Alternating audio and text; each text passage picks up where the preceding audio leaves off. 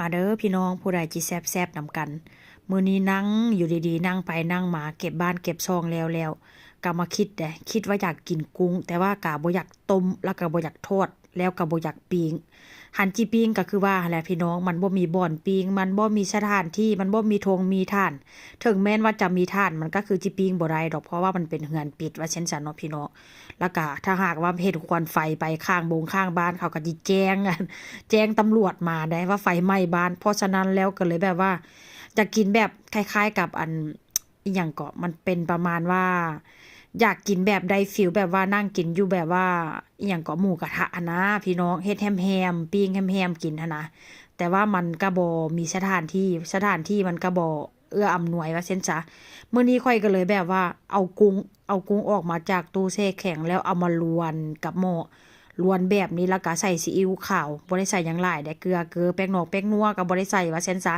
มาลวนจนมันแห้มแล้วมาลวนหลังจากนั้นก็น้ำมันของหัวกุ้งหั่นน่ะพี่น้องมันออกมาเนาะแล้วก็ผสมกับซีอิ๊วขาวหน่อยนึงป๊าดติโทแซ่บคักแซ่บแน่มื้อนี้ค่อยก็ลวนไปจนแบบว่ามันแห้งมันสุกพุ่นล่ะว่าเช่นซะมื้อนี้ก็จิมาห่อได้ผักเพิกกะลางเรียบร้อยผักกะลางเรียบร้อยแล้วแจ่วก็ตำแล้วพี่น้อง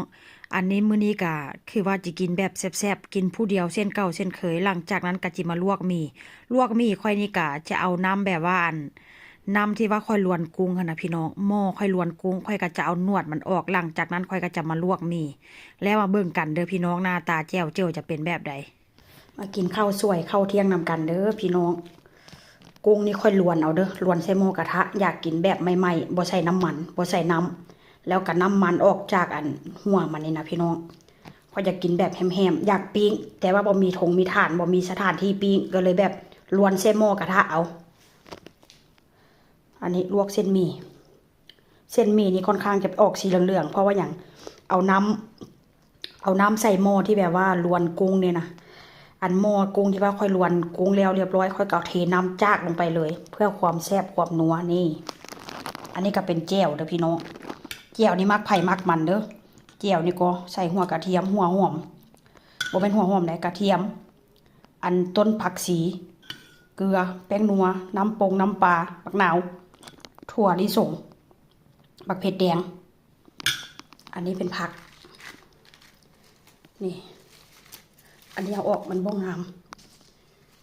มีต้นหอมมีสะระแหน่มีสลัดบางคนก็จะห้องผักกาดแก้วพี่น้อง